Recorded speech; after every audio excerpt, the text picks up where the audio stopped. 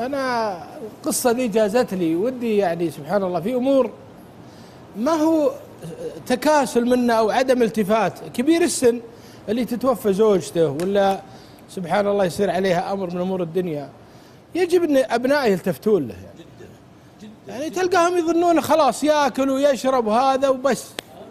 ترى من أبر البر أنك تشوف سعادة أبوك وين تلقاها. فالقصة اللي أنا بقولها هي قصة الحقيقة مؤثرة جدا، يعني هي حدثت في الأحساء. هذا رجل من تجار الأحساء الكبار ومرضت زوجته مرض سبحان الله شديد، وهو عمره قبل 70 بثلاث سنوات، يعني مثل ما تقول 67، وتاجر وعنده خير، ومن ضمن تجارته تجارة العود والطيب. وكان يعني سبحان الله يعني تعرف الرجل يحتاج إلى مرأة ترعاه مهما بلغوا البنات ومهما بلغوا الأبناء من البر ومن هذا، في أشياء خاصة ما يعرفها إلا الزوجة. تعرف الزوج سبحان الله كبير في السن ويحتاج من ترعاه، والأبناء ما التفتوا لهالموضوع، ما سبحان الله يعني قل إدراك، ما حد نبههم. أمهم مريضة وأبوهم يجي يروح منكسر والأم ما هي في وعيها. فذاك اليوم سبحان الله راح لإندونيسيا بيجيب عود. اي نعم. يقول يوم جيت اندونيسيا وتقاول لي، يقول عارف انا التجار اللي يشتري منهم، يقول عندهم طريقه نشتري الشجر كامل، نروح للغابات في شجر معمر له 60 70 سنه، طبعا يزرعون اجدادهم وهم يزرعون لابناء ابنائهم، لهم طرقهم.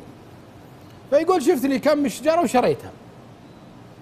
فاثناء ما هم يقصون لي الشجر هذا ونوديه للعائلات اللي تنظفه وتزينه، يقول جيت للعائلات هذه ولا هي سبحان الله هي واطفالها وعائلات كبيره، يعني هذا عنده العود اللي من الدرجه الاولى، هذا الدرجه الثانيه، يعرفونه من خلال قطع الشجر. يقول شوف لي حرمه تصلي ولا مو بوقت صلاه. فانا ظنيتها يعني ما غير تسجد. قلت له وش تصلي هذه؟ قال تصلي الضحى. يقول والله فرحت ان في حرمه في هالغابه تصلي الضحى. فيقول والمره ما هي بكبيره، يقول سنها لانت نفسي لها. فقلت للمترجم قل هذه متزوجة ولا ما هي متزوجة؟ قالوا والله انها مطلقة او ما ادري متوفين زوجها.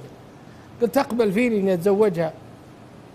فاخطبوها من ابوها، ابوها كان موجود من ضمن الناس اللي ينظفون العود. قال لابوه ليش اخترت هذه؟ قال والله شفتها على صلاة الضحى تصلي الضحى في الغابات جازت لي يعني. قال والله انك مبروك وهي مبروكة، هي اطيب بناتي.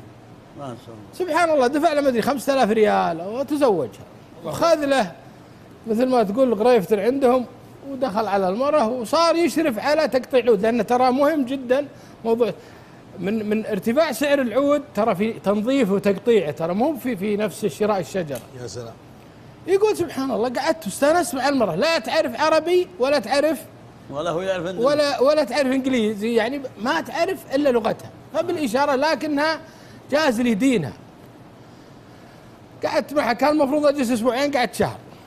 ورجعت لديرتي وعلى وضعي. توفيت ام عيالي في الديره، يقول فتحنا العزاء وصرت انا اروح واجي على هالمره، والمره طيبه وبخير وانا استانست ارجهنيت، بس اني صرت زياراتي لاندونيسيا ولا علمت عيالي. كثرت. اي نعم. وعيالي ما انتبهوا الى الان. عيلت؟ لا ما جاء شيء، بس يقول اني اخذها اروح بها جاكرتا وهذا، والمره طيبه وستيره وتتعب يعني بعباتها. يقول يوم جاء ذاك اليوم سبحان الله وانا ارجع للحساء، يقول عند عيالي يقولوا وجاني مرض وخفت من هالمرض، واكتب وصيتي، ومن ضمن الكتابه ذكرت انكم مرتبوا. انا يقول اقدر اطلقها بس ما يجوز شرعا انك تطلقها بدون سبب، لانها يعتبر كيدي وحرمان من الميراث. الميراث صح. وناديت ولدي الكبير قلت يا ولدي لو صار علي من امور الدنيا ترى لكم مرتبوا في هالديره، وهذا وضعه وهذا وضعه.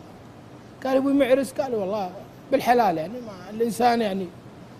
فأخذت لي 4 أشهر و5 أشهر سبحان الله توفي.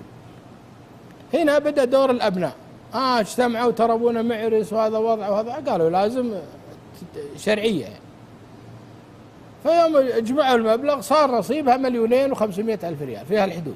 ما شاء الله. طلعوا 2 من العيال وسافروا لها في أندونيسيا.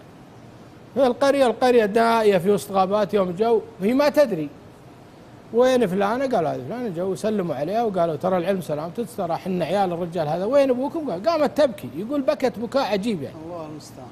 توفي ما جو لابوها واثنين كبار في القريه وقالوا نحن عندنا ميراث المراه وهذه، وهذا حصر الارث وهذا الصك من المحكمه عندنا، وترى نصيبها 2.5 مليون. مبلغ كبير جدا عليه يعني شيء. إيه. فسبحان الله وافقت وخذت المبلغ، وقالوا لها احنا ترى حاضرين اي شيء وهذا ارقام تلفوناتنا. ودعوا منها. يقول لهم خذنا 2 أو 3. واحد من العيال راح لاندونيسيا قال بروح اسلم عليها صلة في ابونا. يقول يوم جينا له في نفس غرفتها، يمكن كبرت المزرعه، عندها مزرعه كبرت شوي لكنها مات. جيتها قلت يا فلانه انت يعني ما شاء الله حصلتي مبلغ كبير، ليش لا زلتي ساكن؟ كان نقلتي المدينه؟ قالت لا والله عند اهلي وجماعتي. وين وديت المبلغ؟ قالت راح في طريقه، تقولها فيما معناه، يقول معي مترجم. الله اكبر. قلت وش طريقه؟ ما علمتني، حاولت ما علمتني. جيت لابوها ومسكته قلت المراه عندها فلوس وين راحت يعني؟ انا ماني بسال. قال والله بنت مركز. سلام. الله اكبر. وش المركز؟ قال والله بنات القريه محتاجه مدرسه تحفيظ ومدرسه. يقول جينا ولا مركز بن فلان بن فلان الفلاني. يقول احنا ما سوينا لابونا. الله اكبر. مركز باسم زوجها.